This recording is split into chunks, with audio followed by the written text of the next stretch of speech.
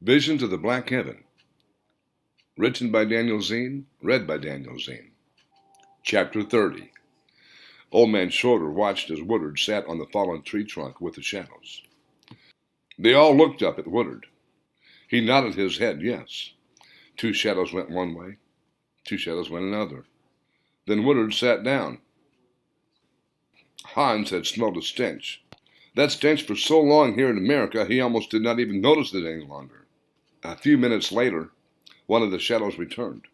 Woodard turned around, whispered, "Follow me," then took off walking.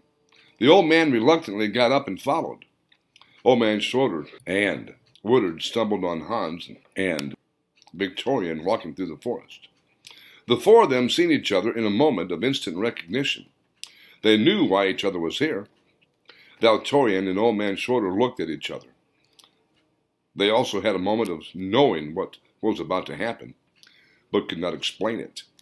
Moving until they found the stone pillar Woodard found before. Everyone sat down. Old Man Shorter was getting bored. He pulled out a pack of generic cigarettes, struck a match, and started smoking. Woodard turned around and snarled at the old man. "What are you doing?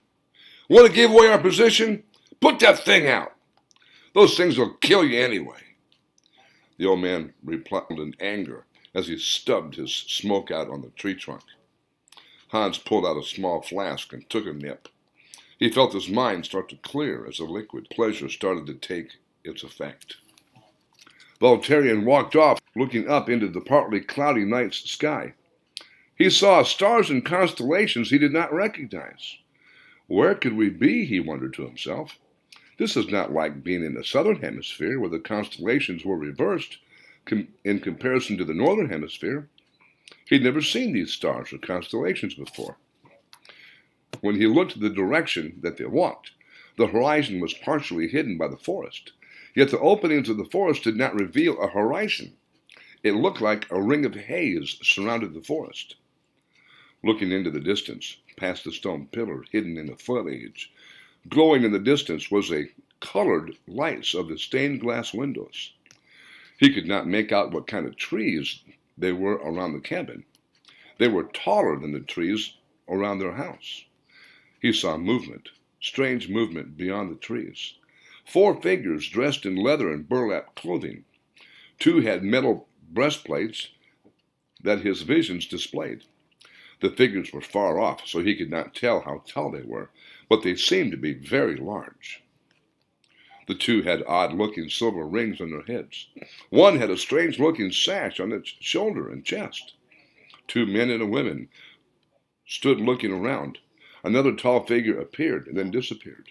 And then they saw the figure stand in front of a boulder. A second later, the boulder exploded into smaller rocks. Yet there was no sound when the boulder exploded. Voltairian stood looking at the stars and wandered closer to the cabin than he had planned. He overheard the women talking.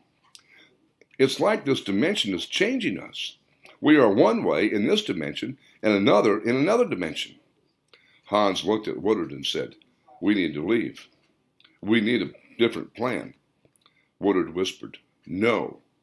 What happens to them will happen to us also." Hans looked at Woodard and replied, "Who are you kidding? You are just one. There are 4 of them." Woodard hissed, "What happens to them will happen to you also. There are 8 of us." 4 shadowed figures walked up and stood behind Woodard. Hans thought for a moment, imagining himself 10 feet tall, the image of Ra. Voltairian returned to the others, hearing their argument, insisted, "No. We need a plan. We have no knowledge of what's occurring here." As the others are arguing, the old man watched the 4 black figures maneuvering around the 10-foot-tall strangers inside the stone pillar. Duke and Thor looked at each other. Both said in unison, "Something's out of place. I feel something dangerous, something evil, watching us, getting ready to attack." Woodard and Hans watched as the 4 shadows walking away from the pillar, then vanished into the lightless forest. Hans spoke to Woodard. "Listen, we know where we are now. Let's get some rest and tackle this when we are fresh and thinking clear. We cannot allow our emotions to take our logic. We will need some extra things to tackle this anyway. Woodard considered the statement and then agreed. Everyone went back to their vehicles and left for the night. Hans was lost in his thoughts as they drove back to the motel. Valterian watched Hans drive into the motel parking lot. Hans barked, "Call me at 9 a.m. promptly." Then they went to their rooms. Hans went to bed without drinking his scotch. He slept sound with no interruptions from Ra. Valterian walked into his room, his files spread out on his desk. He decided to get some much-needed sleep instead of rereading his files.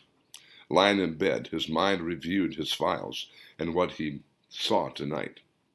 Something bothered him. He missed something he had read or seen before.